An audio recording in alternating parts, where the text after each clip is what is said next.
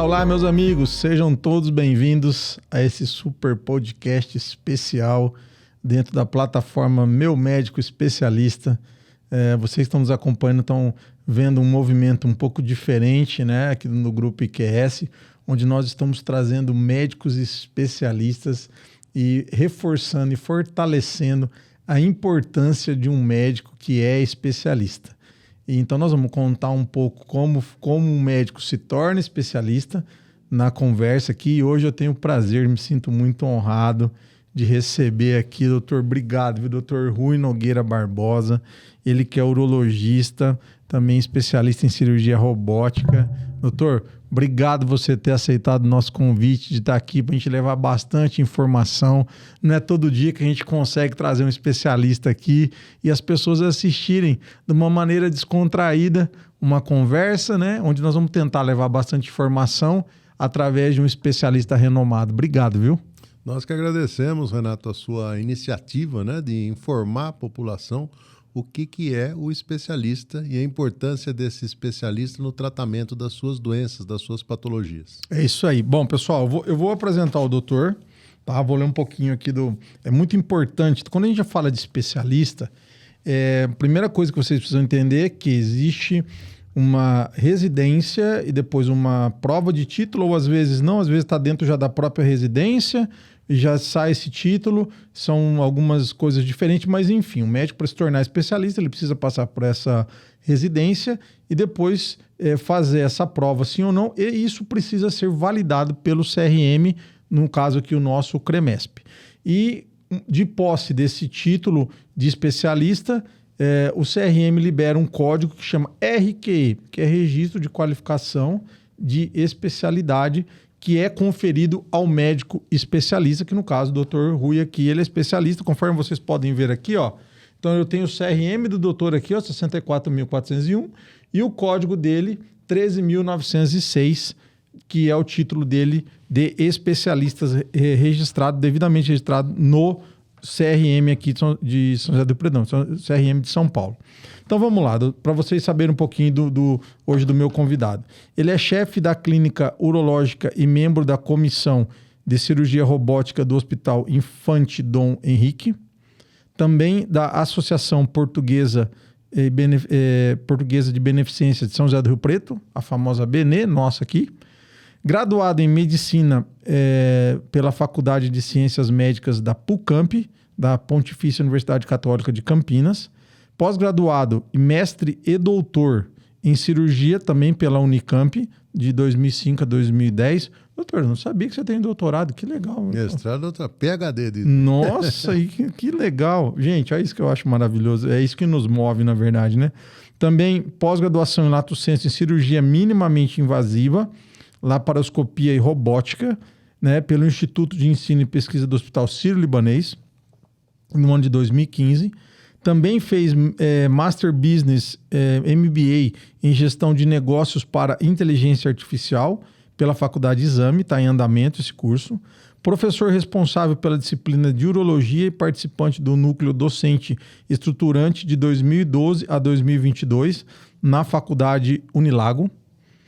Participou de várias qualificações e defesas de mestrado e doutorado em diversas faculdades. Tá? Certificado em cirurgia robótica em Atlanta no ano de 2019 e também pela Sociedade Brasileira de Urologia e Associação Médica Brasileira no ano de 2022. Membro da Sociedade Brasileira de Urologia, também do Colégio Brasileiro de Cirurgiões, membro internacional da Confederação Americana de Urologia, do Colégio American Urological, da Associação Americana de Urologia, traduzindo aqui já, também da Associação Europeia de Urologia, membro internacional da ES, que é uma sociedade. Essa é a sociedade de onde, doutor? Ela é nos Estados Unidos, mas é mundial, chama Endourological Society, é de cirurgia minimamente invasiva. E também é membro da sociedade também robótica, também, que deve ser... Urologistas, que também é internacional. Internacional também. Isso. O inglês do doutor é muito melhor que o meu. Bom, enfim. Vocês perceberam que nós temos aqui hoje um médico com um currículo muito legal e Muito legal, não. Muito top, diferenciado. E é justamente essa primeira pergunta, doutor, que eu gostaria de te fazer. Quando você entrou na medicina, né? Lá em 1980, o doutor formou em 88. Formei em 88. Formou em 88. 83. Como é que foi isso lá em 1983, essa formação? Como é que você teve a ideia de se tornar um médico? Isso já vinha da tua infância? Alguém na família era médico? Como é que foi a medicina na sua vida? Isso sempre quando a gente conversa de medicina é questionado, né? Perguntado. Não tenho nenhum médico na família e desde criancinha eu queria ser médico. Tá? Eu tinha na minha cabeça, não pensava outra profissão, queria fazer medicina. Legal. Então, aí eu, no colégio, no ginásio, no colégio, antigamente, a gente focava ou para a área de exatas, ou humanas, ou biológicas. Então, eu procurei focar para a área de biológica, eu fiz um colegial profissionalizante, eu fiz um colegial em técnico de patologia clínica. Eu sou nossa turma formada foi a última turma capacitada a assinar por um laboratório de análises clínicas. Hoje tem que ser um médico patologista clínico. E aí eu voltei para essa área de saúde, né, de medicina e de biológicas, né, medicina, e fui prestar faculdade. Em 83, as coisas eram um pouco diferentes, né? O tempo passa muito rápido. Hoje, agora em outubro, eu vou fazer 35 anos de formado. Que legal. Né? É um tempinho e tanto, é uma vida. A coisa era um pouco diferente. Então, naquela época, eu não comecei a faculdade querendo fazer urologia. A gente tem que conhecer as diversas especialidades para ver aquela que te encanta, aquela que a gente tem... Tudo que a gente faz na vida, a gente tem que fazer gostando do que faz, né?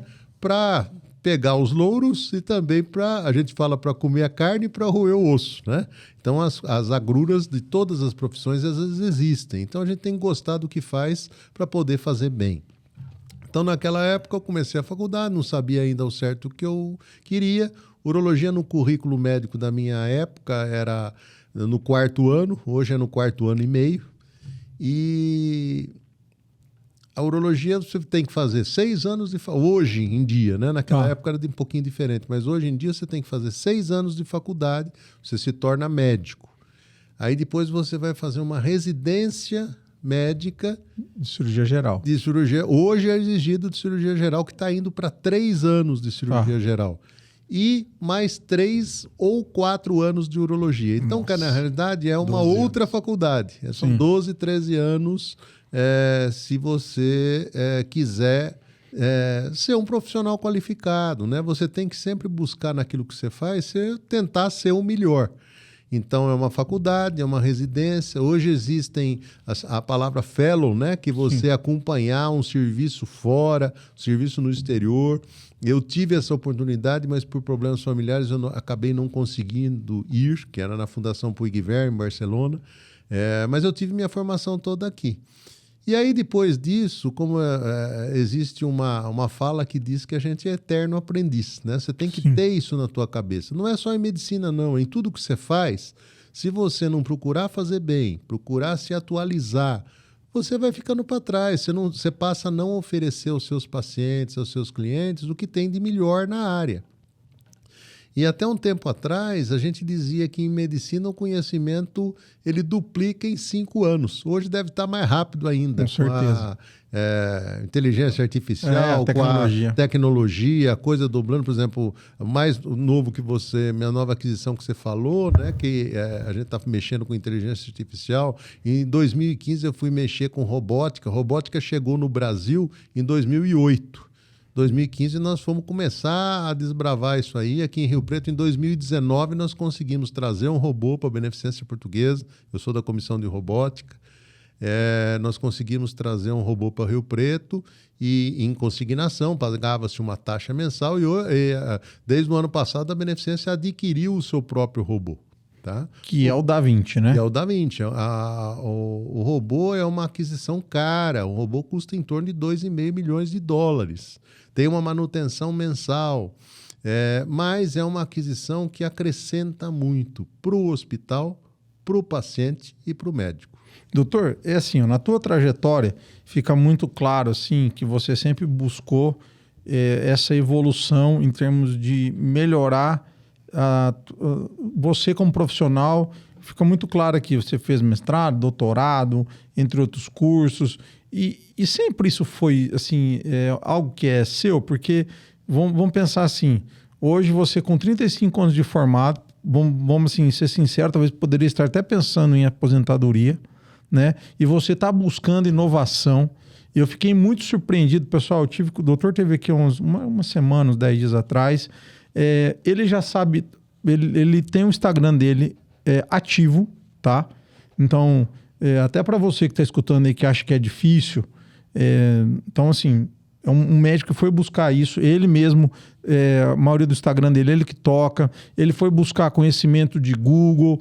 Isso sempre fez parte, assim, da sua...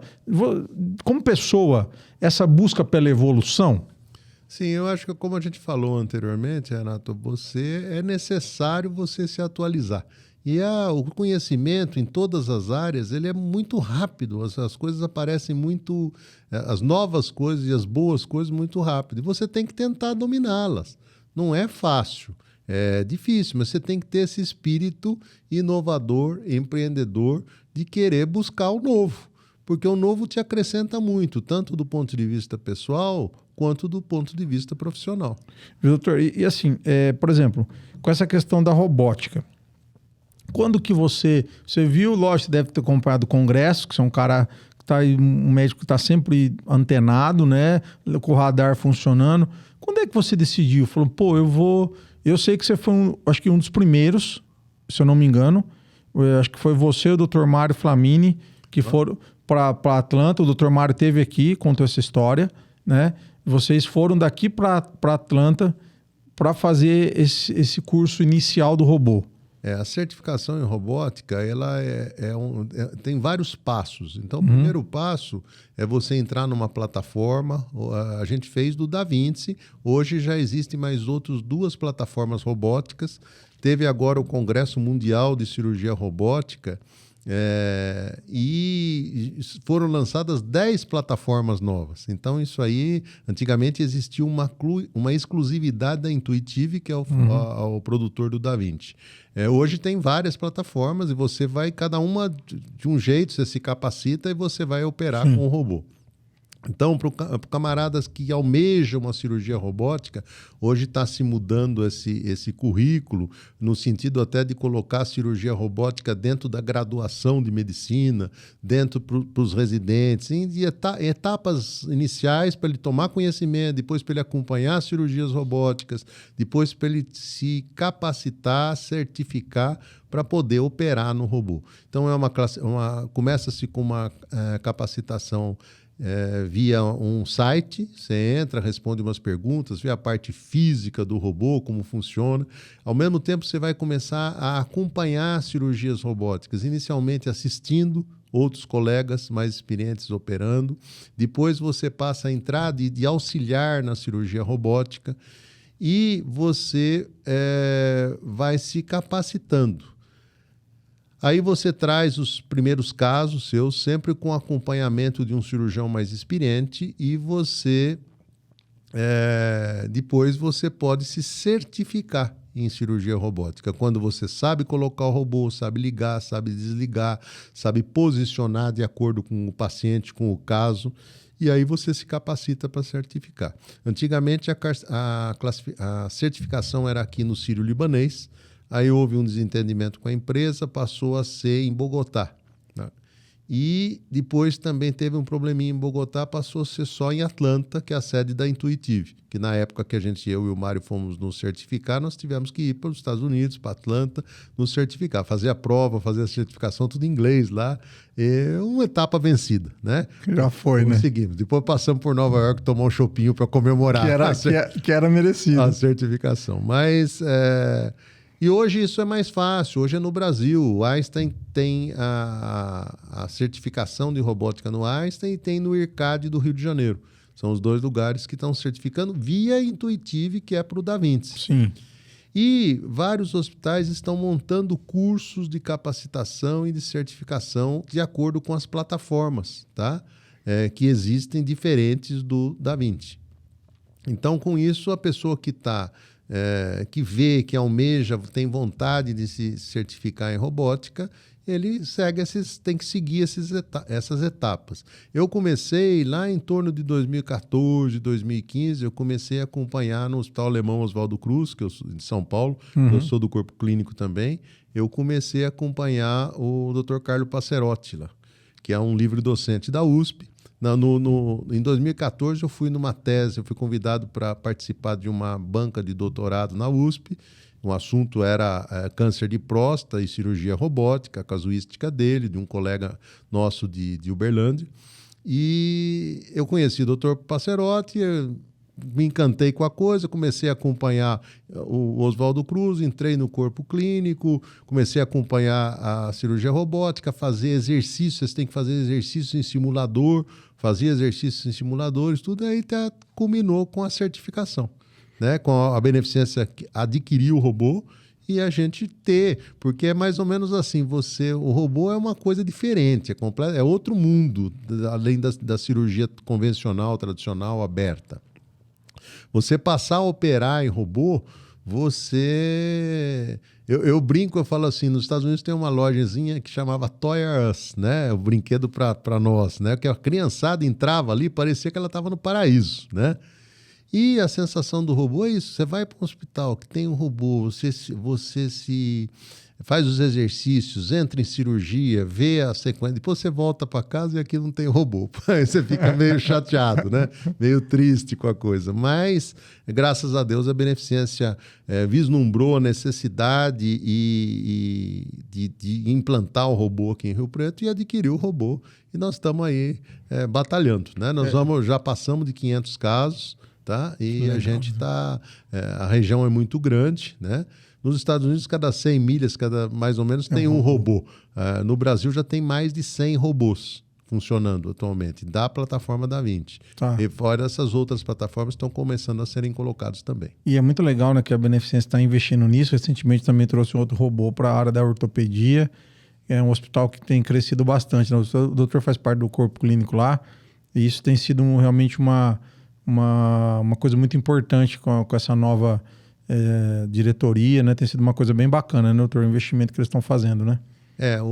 A gente participou de um curso no Congresso Brasileiro de Urologia, em que o colega que estava falando lá da Beneficência Portuguesa de São Paulo, ele estava falando que o robô, ele não gera lucro para o hospital, apesar do valor de cirurgia ser alto, tudo, ele agrega valor. Então, ele acaba trazendo outras pessoas, é um investimento que o hospital faz. Claro que para ser o melhor, a beneficência sempre é top, né? Ela que procura oferecer o melhor que tem, o robô na urologia, agora o robô na ortopedia. E sempre a gente teve, com as diretorias anteriores e agora com essa nova diretoria que está vislumbrando um oferecimento para os médicos. Eles perguntam o que a gente precisa, o que a gente quer, o que é o melhor que pode ser oferecido para o paciente, eles vão atrás e buscam e conseguem, né? Então a gente só tem a agradecer, né? Nós estamos mais ou menos no paraíso. Né? E Rio Preto fica feliz, né? A região, a cidade, né? A gente ter tudo isso aqui na nossa cidade, né, doutor? Que São José do Rio Preto eu considero aí a capital da medicina no nosso interior, né? Não tô digamos assim, deixando de lado o Ribeirão Preto, mas nós temos aqui uma medicina de altíssimo nível, né? Eu fiz minha faculdade, eu sou de Jundiaí, ali perto entre Campinas e São Paulo, fiz minha faculdade em Campinas, depois vim para Rio Preto, trabalhando em Rio Preto, depois de um tempo voltei para Campinas para fazer o mestrado, fazer o doutorado lá, mas São Paulo, capital, Campinas, Ribeirão, São José do Rio Preto, Presidente Prudente, são as grandes cidades, os grandes polos do estado, né? E uma das coisas que mais atrai o usuário, o paciente, a pessoa em si para Rio Preto é a saúde, como você falou. Sim. Então, Rio Preto tem uma saúde de ponta, graças a Deus a gente não fica devendo nada para os grandes centros mundiais. Muito bom. Doutor, vamos falar um pouquinho da tua especialidade? Eu queria que você contasse um pouco o que faz um urologista e também a gente já tem um mito, né? Também que é uma especialidade somente para homens, né? Então eu já gostaria que você abordasse isso, né? Porque a gente fala, pô, as mulheres não procuram urologista? Sim, procuram sim. Mas acaba, muitas vezes, porque muito foco nas doenças da próstata, no câncer de próstata, que parece que é uma especialidade 100% voltada para o público masculino. Isso não é uma verdade. Né? Então eu queria que você falasse primeiro, quais são os tipos de tratamento que um urologista, onde um urologista atua, né? E agora também com o advento da robótica, também o que vocês fazem com o robô, para que as pessoas que estão nos assistindo em casa entendessem essa especialidade da urologia. Muita gente pensa que o urologista é só o médico do homem. Ele não é. O urologista ele trata do sistema urinário do homem, da mulher, da criança. Tá? O sistema urinário compreende desde os rins, a pelve renal, que é a saída do rim, o ureter, a entrada do ureter na bexiga, a uretra, homem, mulher e criança, qualquer patologia, qualquer doença. As doenças podem ser inflamatórias, infecciosas, neoplásicas, que são os cânceres, e a urologia tem muito... As principais patologias são as infecções, sejam as infecções sexualmente transmissíveis, que aí o urologista, da parte genital, ele é o médico do genital masculino. Como o ginecologista é o médico do genital feminino. Ok. Tá, mas, por exemplo, minhas teses na Unicamp, tanto a dissertação de mestrado quanto a tese de doutorado, foi em uroginecologia. Hoje as especialidades se imbrincam, né? Então, por exemplo, a mulher que perde urina, tá? Com esforço, ou mesmo a chamada urge-incontinência, vontade de urinar, se não for, acaba perdendo urina, urinando na calça. Uhum. Então, o urologista trata das patologias do trato genital masculino e do trato urinário, o gênito urinário. E o urinário é masculino, feminino e crianças também. A gente trata de crianças. Existem as patologias congênitas, o refluxo vésico-ureteral, quando volta xixi, urina da bexiga para os rins, a válvula de uretra posterior, que é uma patologia masculina, estenose de junção, que é um estreitamento do ureter na saída do rim, mega-ureter, que é um ureter dilatado, cistos renais grandes, né? Isso tudo são patologias congênitas. Uretra que não abre no meato, na saidinha, tanto no homem quanto na mulher, pode existir a hipospádia ou a epispádia.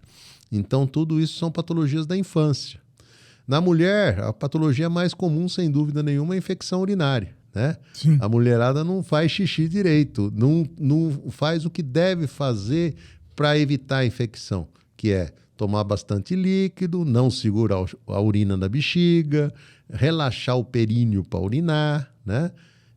Um pouquinho de líquido antes da relação sexual, tratar corrimento, as leucorreias, tratar obstipação, o intestino ressecado, tudo isso evita a infecção urinária, que é uma das principais patologias. Hoje é a infecção mais comum nosocomial, que a gente chama, que é hospitalar. A infecção hospitalar mais comum é a infecção de urina. E por que tem mais infecção urinária em mulher do que em homem? Por causa por causa de todos esses fatores que eu falei. A mulherada não toma água, não segura o xixi na bexiga, e ela tem um fator anatômico em que a uretra da mulher é mais curta. Tá. E próxima de lugares contaminados. A vagina tem seus bichinhos próprios, né? Normalmente seus fungos, e o ânus, seja na paciente obstipada, que é ressecada de intestino, seja na paciente que tem a diarreia frequente, aumenta as bactérias ali em volta. A uretra é curta, ela segura o xixi, não toma água, contamina. Isso é muito frequente na mulher. Homem, se tiver infecção urinária, a gente tem que ficar de olho. Tem alguma coisa estranha. Pode ter cálculo associado, pode ter alguma malformação congênita. Então, desperta a nossa atenção. Então, a principal patologia é a infecção. Segunda patologia que é muito frequente, principalmente na nossa região, que é muito quente, é a calculose urinária. Os cálculos, né? As pedrinhas no rim. Então, podem ser de várias etiologias, tem que ser pesquisada, mas basicamente o que o paciente precisa? Você que está escutando a gente aí, o que você precisa fazer? Tomar bastante líquido. Num clima quente, que nem Rio Preto, 2 litros por dia de líquido. Ó, nós estamos aqui, tomando líquido. Ó. A água é saúde. Água é saúde. 2 litros por dia de líquido. Se você é propenso a ter cálculo familiar, tem história familiar, tudo, e você sabe que você tem cálculo, você tem que tomar um pouquinho a mais quando tiver um pouquinho mais quente. O citrato, o ácido cítrico do limão e da laranja, ajuda a proteger a calculose do cálcio. Então você pode aumentar. Tempera a salada com limão, uma vez na semana toma uma laranjada. Isso ajuda também a diminuir os cálculos. Tá? Legal. Lembrar sempre que se tiver infecção urinária, infecção em que começa com uma cistite, normalmente nas mulheres. O homem não tem cistite, ele pode ter prostatite, orquite, mas cistite é difícil em homem. Essa infecção ascender para o rim, for para o rim, ele tiver febre, aí ele tem uma pielonefrite. Se ele tiver uma infecção urinária associada a um cálculo, isso aí ele é uma bombinha ambulante, tá? É um ninho de marimbondo. Tem risco de morrer. Por quê? Porque as bactérias podem ir para a circulação e você fazer uma bacteremia, uma sepse e morrer. Então tem que ficar de olho nisso, infecção urinária com cálculo. Sim. E a terceira patologia mais frequente, tem várias outras, né? De acordo com cada órgão, seja rim, seja ureter, seja bexiga, seja pênis, seja testículos, né? São os tumores, né? Tumor, os cânceres, né?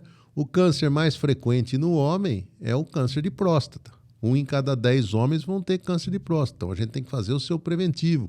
Já vem o Novembro Azul aí, que é o mês preventivo do câncer de próstata. Então tem que fazer o seu toque retal. A Sociedade Brasileira de Urologia preconiza quem não tem antecedente familiar, não tem ninguém na família com câncer de próstata. Quem não é obeso e quem não é da raça negra, a partir dos 50 anos. Se você for obeso, for da raça negra ou tiver antecedente familiar, a partir dos 45 anos o seu preventivo. E o preventivo é toque retal e PSA. Não adianta fazer só um e fazer só outro. Os dois. Tem que fazer os dois, porque isso aí é curva de Gauss. Curva de Gauss, a gente lembra da matemática, vem aqui, sobe aqui, vem aqui. Aqui é 5%, aqui é 5% e aqui é 90%. Então você pode ter o PSA normal e o toque normal e não ter câncer de próstata, é uma ponta. Você pode ter os dois alterados e não ter câncer de próstata. E aí tem o meio. Então tem que fazer a prevenção. Se você...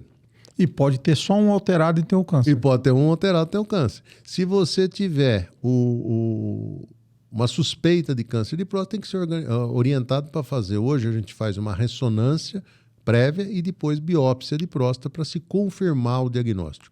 Um PSA alterado pode não ser câncer de próstata. Você pode ter um PSA alto, ter uma glândula prostática aumentada, que é uma das patologias que mais afligem os homens de meia idade. A próstata cresce, o canal da urina, a uretra, passa dentro da próstata e vai ficando difícil para urinar. Você começa a acordar à noite para fazer xixi, o jato de urina começa a ser mais fraco, você acha que você não esvazia completamente a bexiga, às vezes arde para urinar.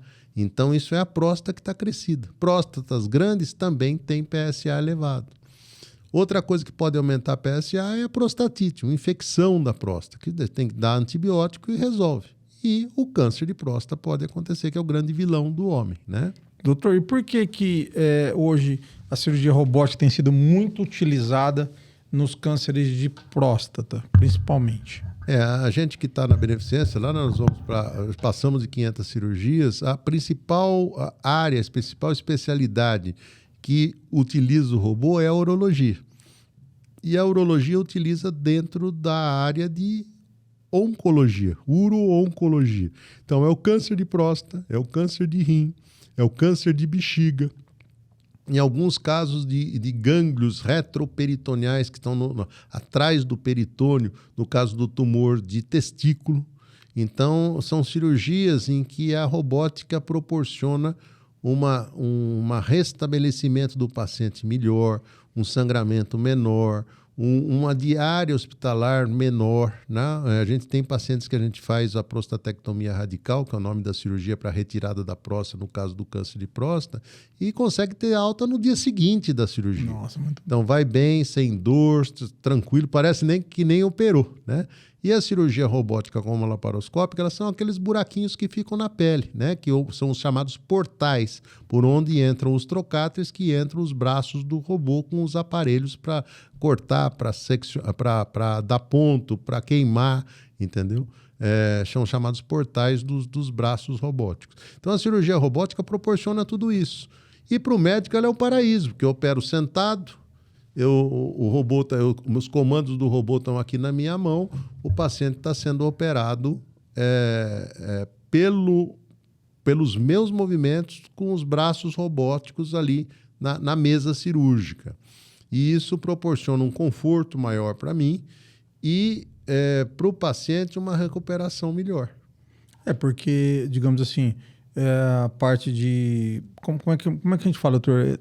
De invasão, minimamente nessa parte... A cirurgia laparoscópica e a cirurgia robótica, quer dizer, aquelas cirurgias sem cortes grandes, Isso. Elas são as chamadas cirurgias minimamente invasivas, que hoje todo mundo quer, ninguém quer, o paciente vem, é muito comum hoje com esse tempo de profissão que a gente já tem, o paciente vem com um envelopinho, abre a porta do consultório, vem com um envelopinho com vários exames, ele já vem com tudo pronto.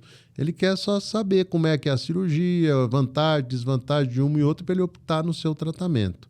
Então, as cirurgias minimamente invasivas produzem uma recuperação mais rápida, a sua atividade diária, o menor sangramento, diminuir a quantidade de infecção, porque não tem corte, e é o que todo mundo busca hoje, né? A minimamente invasiva.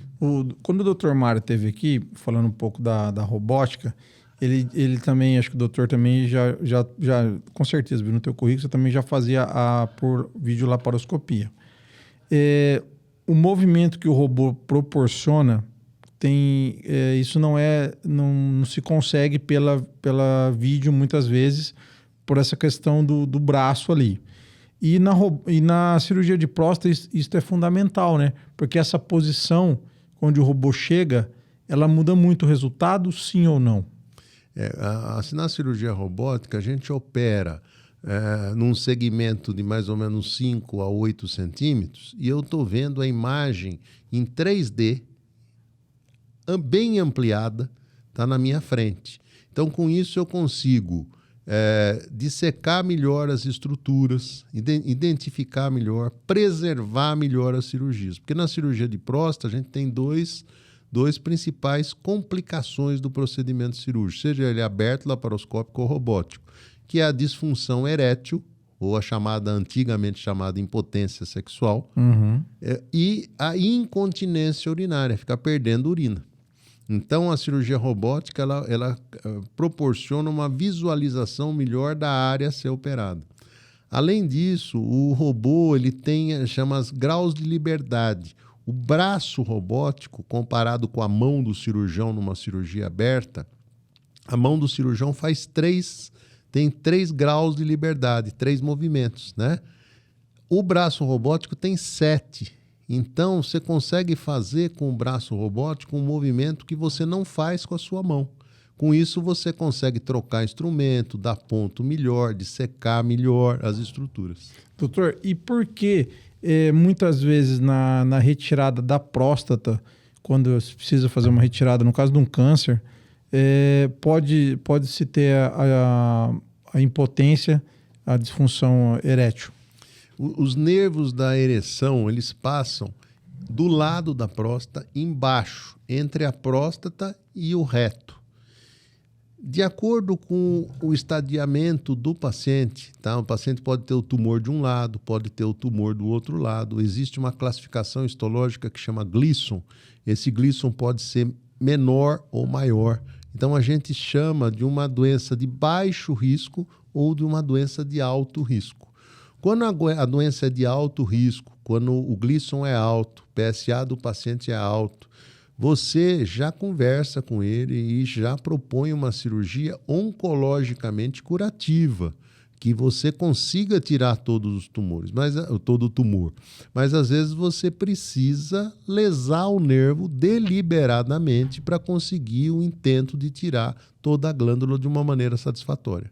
Que é o que precisa ser feito no caso de um câncer, quer dizer... Eu brinco com os meus pacientes, eu falo assim, a gente tem etapas para ser vividas, para ser avançadas. A gente não adianta querer botar o carrinho na frente do burro, né? Como dizia a vovó. Então, a gente tem que ter uma etapa. Você tem que fazer a avaliação cardiológica. Está indicado uma cirurgia? Vai no cardiologista, pega seu risco cirúrgico, está tudo certinho, faz seus exames pré-operatórios. Aí depois você vai passar no anestesista, o anestesista faz a checagem final, para depois você ir no centro cirúrgico, a gente tem um checklist, a gente confirma tudo direitinho antes de começar a cirurgia. Então você tem passos para ser seguidos. E a cirurgia é o passo para você ficar livre do tumor. Ela tem complicações? Tem. Infelizmente, medicina não é matemática. Pode ter complicações. Você tem que falar para o paciente isso. Então, numa cirurgia de câncer de próstata, mais ou menos em torno de 50% de disfunção erétil e 10% de incontinência urinária. Tem pacientes, graças a Deus, não tem nenhuma das duas coisas. Estão ótimos, está tudo tranquilo. Mas pode acontecer. Mas pode acontecer. Então, o paciente tem que ter em mente que ele tem etapas a serem vencidas. A primeira etapa é ficar livre do tumor a partir de feito o diagnóstico. E depois é tratar as complicações se elas ocorrerem. Existem tratamentos para as duas complicações, tudo, e são efetivos. Muito legal. Doutor, sempre faço aqui 2 perguntas básicas aqui, importantes para nós, assim, quando um convidado vem aqui. A primeira pergunta que eu quero te fazer, se hoje, depois vai fazer 35 anos, né, de formatura, né? Existe um recado ou que você falaria para o Rui lá de 35 anos atrás? Você daria algum conselho para ele ou você diria assim, ó, cara, foi top, tudo que você fez foi bacana, ou o que você faria diferente? Existe alguma coisa assim que você pensa com relação a isso? Voltando lá 35 anos atrás, que você tem uma carreira consolidada, né? Um médico experiente, um médico que não para de buscar se atualizar. Existe alguma coisa? Ou você diz que teria alguma coisa, ou foi tudo bem, o caminho foi esse mesmo, era isso que devia ter sido feito e foi feito? Eu acho que eu me considero muito fuçado, muito empreendedor, entendeu? Eu acho que aquilo que a gente brincou no começo, que a gente falou, Renato, que você tem que gostar do que você faz. E aí vão surgindo as oportunidades na vida. Eu fui lá, fiz a residência, depois passou mais ou menos uns 10 anos de que eu me formei, que eu fui atrás de pós-graduação, fui em outra cidade, nós tínhamos um apartamento, alugamos um apartamento em Campinas, ia para lá, operava, fazia os experimentos que eram necessários de acordo com a tese da gente. Isso foi um mestrado, doutorado, foi quase 10 anos.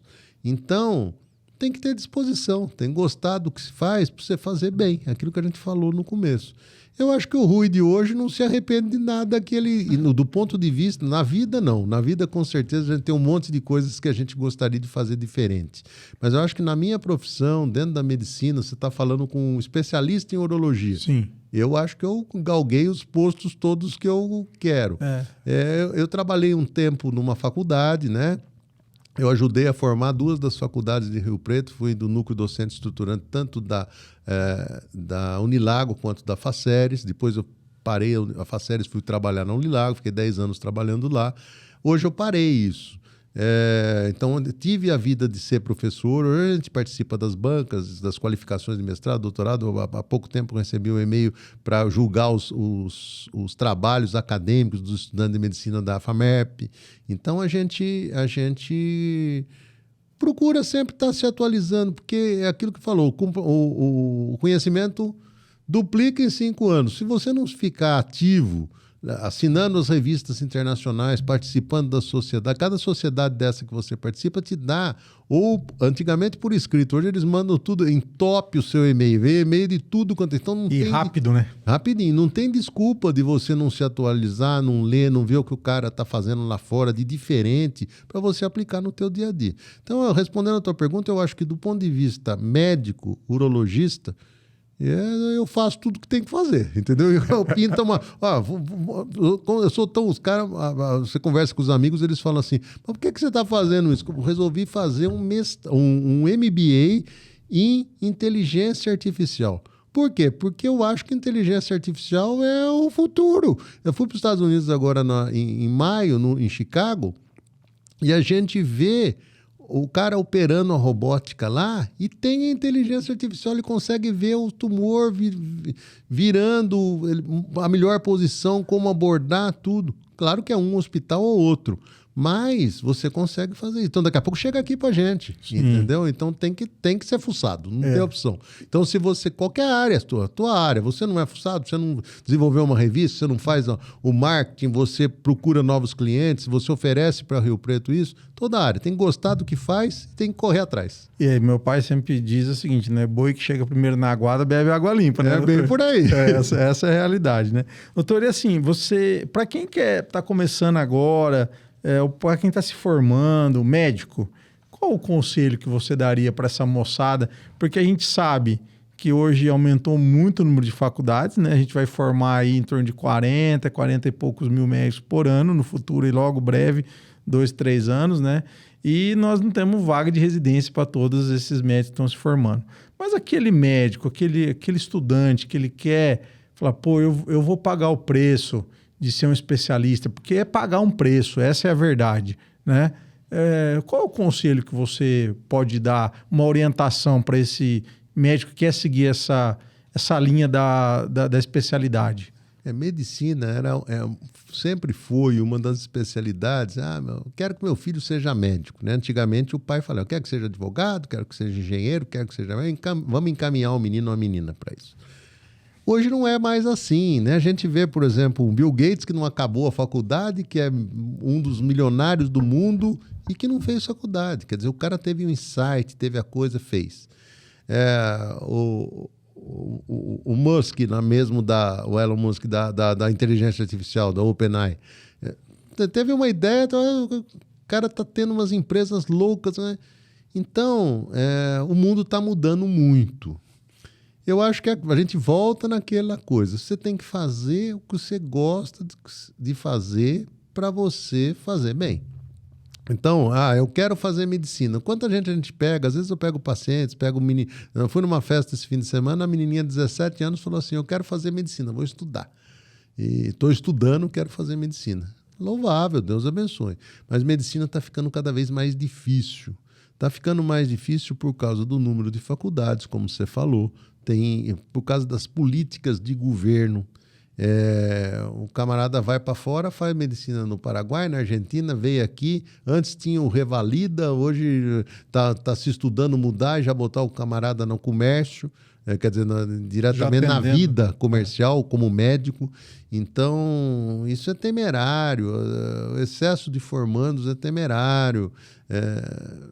Vai formar bem o profissional, tanto o CRM, que é o Conselho Regional de Medicina, quanto a Associação Médica Brasileira, e a gente participei como, tanto aqui em Rio Preto, na Sociedade de Medicina e Cirurgia, fui das diretorias, na Sociedade Brasileira de Urologia, Seção São Paulo, e na Nacional eu também participo ativamente. É preocupante a mercantilização da medicina, né? Então... a gente tem um certo receio em relação a essa turma nova que quer fazer medicina, o que eu vou fazer. Claro que se ele for bom, se ele se dedicar, ele vai conseguir sair do funil, porque o funil é isso que você falou. Na minha época também, isso está piorando cada vez mais. 30% vão conseguir ser especialista, vão conseguir ter seu RQE. São 13 mil vagas, 12 a 13 mil vagas de residência. E os outros, o que vão fazer? Os outros vão ter que ser médico de família, que é uma especialidade louvável, se é aquilo que ele gosta, vai fazer. Eles vão ter que dar plantão nos pronto-atendimentos, nos hospitais de beira de estrada, e é uma situação difícil, é uma turma que deveria ser o mais qualificado que está ali, e hoje não é, infelizmente. É pela própria formação, do jeito que a sociedade impingiu, o governo impingiu para aquele recém-formado que sai. Isso quando eu dava aula, 10 anos dando aula, eu falava sempre para os meus alunos, o que você vai querer ser, o que você almeja ser, como é que é a tua especialidade, tanto para os homens quanto as mulheres. Hoje, uma curiosidade do curso médico, 85% da sala hoje é mulher. Sim. entendeu? As mulheradas tá dominando o mundo, né? Já passou já hoje. Mais de, se não me engano, 55% dos médicos formados já são mulheres. Então, na faculdade, a gente conversa. Eu conversava com elas assim, falando assim, veja só, mulher vai ter que escolher, você vai ter que ter uma decisão logo na tua vida, você vai arranjar um namorado, você vai casar, você vai ter filho, você quer tomar conta do filho, constituir tua família, porque esse foi desde a minha época de faculdade, é um grande dilema. Sim. Então você vai escolher uma especialidade mais light. Você não vai ser cirurgião cardíaco, você não vai ser intensivista, porque mesmo urologista, porque se você, o seu tempo, nesse currículo todo que você falou que eu consegui, que eu, graças a Deus, eu quis fazer e fiz com muita alegria, além da dedicação, tem a abnegação, né? Você tem que deixar de fazer muitas coisas, deixar de conviver com a tua família, deixar de viver com o teu filho, entendeu? Eu já tenho uma netinha, deixar de ver a neta crescer. Então, em prol daquilo que você faz. Isso é a tua profissão, você ganha com isso. Mas não é só isso, tá? Então, porque se você estiver descontente com isso, você vai passar a fazer mal aquilo que você faz. Então, eu acho que é preocupante a situação dos novos estudantes de medicina que estão caindo no mercado, né? Se você vê uma classe média, tem média de 50, 60 pessoas. Tem classe que tem 90. Vezes 2, vezes 6, são 12 vezes o 90. Sim. Que começaram aqui, daqui 6 anos estão formados. Que começaram aqui, daqui a pouco estão... Então, quer dizer, veja quantas essas faculdades lucram por mês, né? Uma coisa estonteante. E jogam no mercado. Ficou fácil. E aí o mercado que se vire, a população que se vire, o governo que se vire, a gente que se vire. É isso aí. Doutor, e tem na verdade, não uma pergunta, né? Uma outra coisa que eu sempre faço aqui. Isso aqui é um programa que nós criamos, ele vai para o YouTube e ele fica gravado.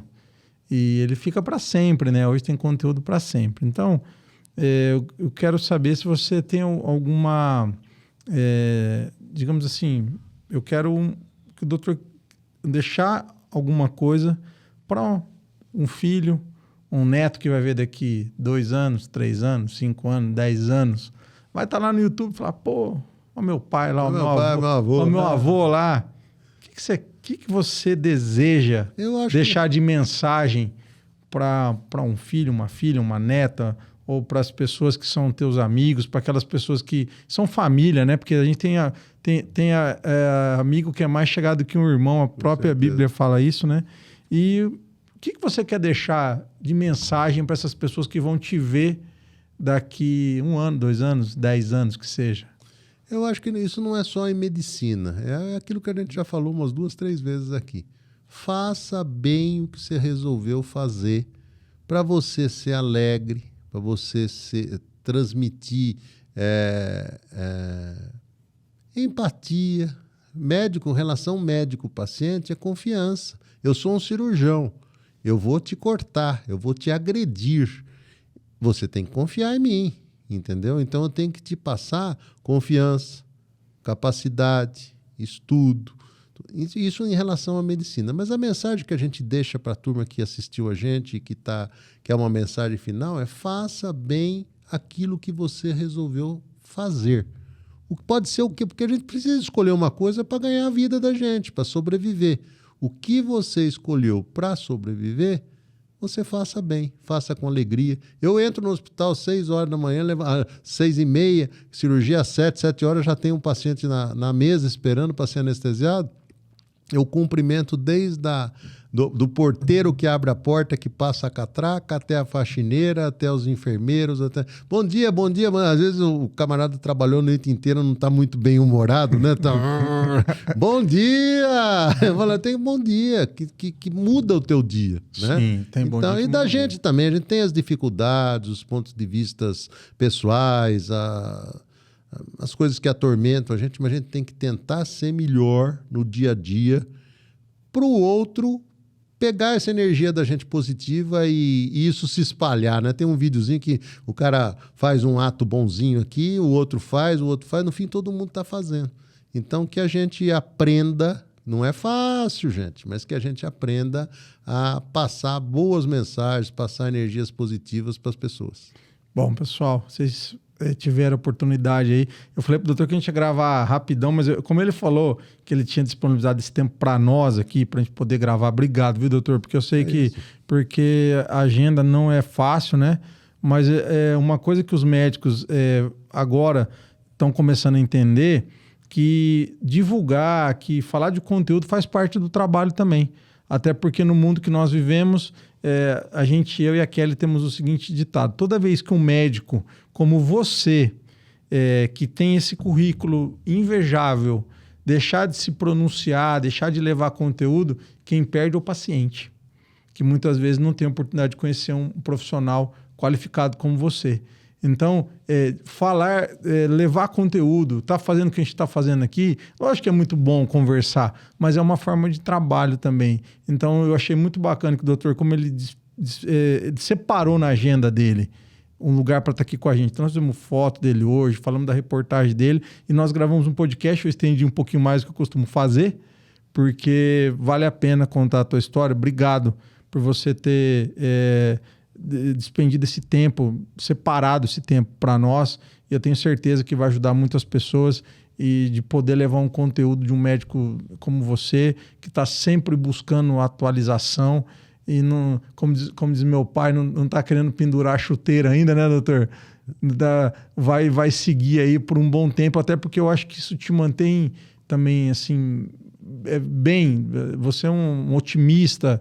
Eu acho que isso é uma coisa que faz parte da tua vida, pelo que eu pude observar. Eu procuro dar os passos. Não sei se eu estou tão otimista ultimamente. Eu me classifico mais como um pessimista ultimamente por causa das várias visões políticas, de mundo, de tudo aí, Renato. Mas a gente só tem a agradecer a você a oportunidade de a gente estar aqui conversando e que apenas um pouquinho da sementinha que eu lancei aqui sirva para você que está aí nos escutando a mudar a tua vida ou a seguir em frente numa determinação que você queira. Você é capaz, acredite em você. O básico é você acreditar em você. Se você acreditar em você, a coisa flui e acontece. E vai dar certo. Pessoal, obrigado. Então, eu estive hoje com o Dr. Rui Nogueira Barbosa, especialista em urologia, especialista também em cirurgia robótica, com um currículo incrível. É um médico que tem doutorado, então na nossa cultura, né, a gente chama o médico de doutor, né? E isso é uma coisa muito boa, porque realmente é uma profissão diferenciada. Mas no caso dele, ele é doutor 2 vezes, porque ele também tem o doutorado pela Unicamp, que nós lemos o currículo dele no começo. Isso faz muita diferença. O médico está sempre buscando se qualificar para levar o melhor para o seu paciente. Legal? Pessoal, obrigado. Até a próxima. Então aí você curte, compartilha. Gostou do vídeo? Faz o seguinte, aperta o botãozinho de curtir. E aí tem um botãozinho do lado que você pode encaminhar para alguém. Então você compartilha, manda lá no WhatsApp e a outra pessoa também que você queira, que essa pessoa que você quer que ela assista o vídeo, vai poder assistir esse vídeo e ter essa informação de altíssimo nível que nós trouxemos aqui nesse canal do Meu Médico Especialista, esse super podcast exclusivo, contando um pouco da carreira desses médicos especialistas. Legal? Obrigado, doutor. Até a próxima. Obrigado. Valeu.